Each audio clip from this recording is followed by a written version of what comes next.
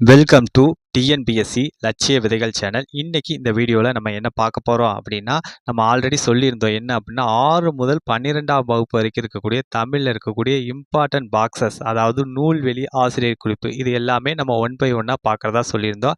அதன் அடிப்படையில் 3 வீடியோஸ் வந்து இது வரைக்கும் நம்ம போட்டுட்டோம். இது வரைக்கும் யாரும் பார்க்கல அப்படின்னா பாருங்கள், லிங்க் டிஸ்கிரிப்ஷனில் தரேன். என்ன ரீசன் அப்படின்னு பார்த்தீங்க அப்படின்னா, தமிழில் வந்து ஒரு 100 கொஷின்ஸ் கேட்குறாங்க. அதில் பார்த்தீங்கன்னா 45 to 50 கொஷின்ஸ் வந்து இந்த நூல்வெளி, ஆசிரியர் குறிப்பு இதிலிருந்தே மட்டுமே கொஸ்டின்ஸ் கேட்குறாங்க. இந்த தெரிந்த வினாக்களை உங்களை அடிக்க வைக்கணும் அப்படிங்கிற அந்த ஒரு நோக்கத்துக்காக தான் இந்த சீரீஸ் வந்து நம்ம ஸ்டார்ட் பண்ணுறோம். ப்ளஸ் பார்த்தீங்க அப்படின்னா உங்களுக்கு வந்து இது ரிவிஷன் ஃபேக்டருக்கு ரொம்ப யூஸ்ஃபுல்லாக இருக்கும். அந்த ஒரு நோக்கம்தான். ஓகே, இன்னைக்கு வந்து ஒரு 3 டாபிக்ஸ் பார்ப்போம். என்னென்னா, பட்டுக்கோட்டை கல்யாண சுந்தரம் அப்படிங்கிற அந்த ஒரு டாபிக், மிக முக்கியமான டாப்பிக்கான காமராசரை பற்றிய ஒரு டாபிக், அதே போலவே அண்ணா நூற்றாண்டு நூலகத்தை பற்றியும் ஒரு டாபிக் வந்து நம்ம பார்க்க போகிறோம். ஓகே, பட்டுக்கோட்டை கல்யாண சுந்தரம் பற்றிய டாபிக் பாருங்க. அதாவது எளிய தமிழ்ல சமூக சீர்திருத்த கருத்துக்களை வலியுறுத்தி பாடியவர் தான் பட்டுக்கோட்டை கல்யாண சுந்தரம் அவர்கள். அதாவது இவருடைய பாடல்கள்லாம் பார்த்தீங்கன்னா சமூக சீர்திருத்த கருத்துக்கள் வந்து இடம்பெறும். அது போலவே எல்லோருக்கும் புரியக்கூடிய எளிய தமிழ்லையும் இவருடைய கருத்துக்கள் வெளிப்படும். அவர் தான் பட்டுக்கோட்டை கல்யாண சுந்தரம் அவர்கள். ஓகே, இந்த திரை இசை பாடல்களும் இவர் வந்து இயற்றியிருக்காரு.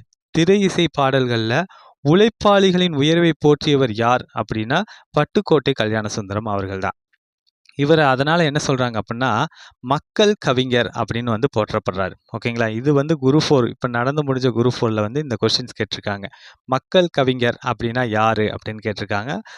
அதாவது பட்டுக்கோட்டை கல்யாண சுந்தரம் அவர்கள். அதே போலவே பார்த்தீங்க அப்படின்னா பகுத்தறிவு கவிராயர் அப்படின்னு போற்றப்படக்கூடியவர் யார் அப்படின்னா உடுமலை நாராயண கவி. இந்த கொஸ்டின்ஸும் கேட்டிருந்தாங்க. ஓகே, நெக்ஸ்ட் கொஸ்டின் காமராசர் அவர்களை பற்றிய ஒரு டாபிக்.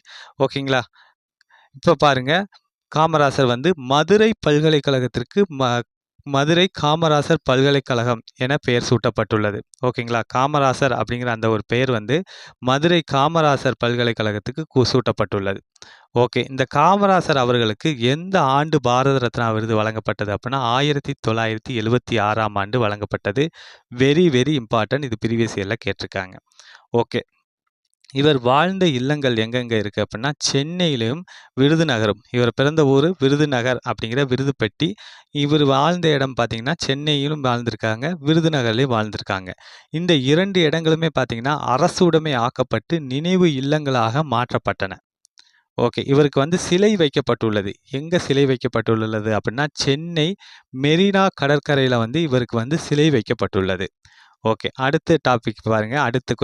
இது சென்னையில் உள்ள உள்நாட்டு விமான நிலையத்திற்கு காமராசர் பெயர் சூட்டப்பட்டுள்ளது. ஓகேங்களா, ஓகே, அதாவது பார்த்தீங்க அப்படின்னா சென்னையில் வந்து உள்நாட்டு விமான நிலையத்திற்கு காமராசர் அவருடைய பெயர் வந்து சூட்டப்பட்டுள்ளது. இவருக்கு வந்து மணிமண்டபம் எங்கே அமைக்கப்பட்டுள்ளது அப்படின்னு பார்த்தீங்கன்னா கன்னியாகுமரியில் வந்து இவருக்கு வந்து மணிமண்டபம் அமைக்கப்பட்டது. எந்த நாள் அப்படின்னா 2/10/2000 ஆண்டு இவருக்கு வந்து அமைக்கப்பட்டுள்ளது. ஓகே, இவரோட பிறந்த நாளான ஜூலை 15ஆம் நாளை ஆண்டுதோறும் தமிழக அரசு என்னன்னு கொண்டாடுது அப்படின்னா கல்வி வளர்ச்சி நாள் அப்படின்னு வந்து கொண்டாடப்படுது. ஓகேங்களா, ஓகே, அதாவது இவர் கல்வி வளர்ச்சிக்காகவே தன்னை வந்து அர்ப்பணித்து கொண்டவர்.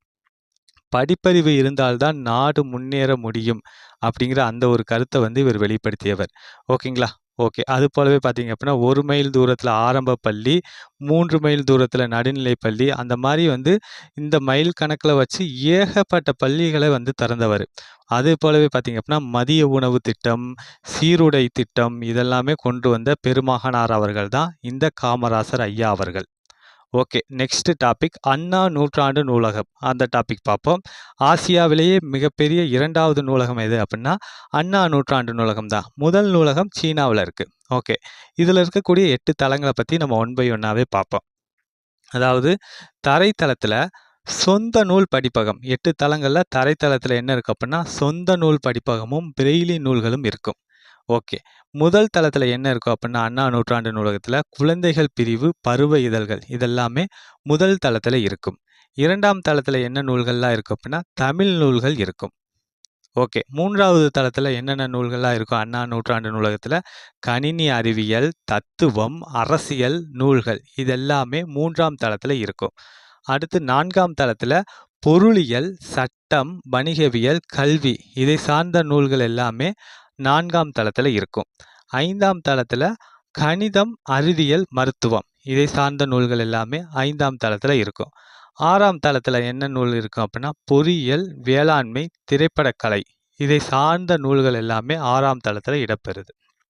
ஓகே. 7ஆம் தளத்துல வரலாறு, சுற்றுலா, அரசு கீழ்திசை சுவடிகள் நூலகம் இது எல்லாமே 7ஆம் தளத்துல இருக்கு. ஓகேங்களா? ஓகே. இந்த 7ஆம் தளத்துல ஓலைச்சுவடிகள் இருக்கக்கூடிய தளம் என்ன அப்படின்னா 7ஆம் தளம் தான்.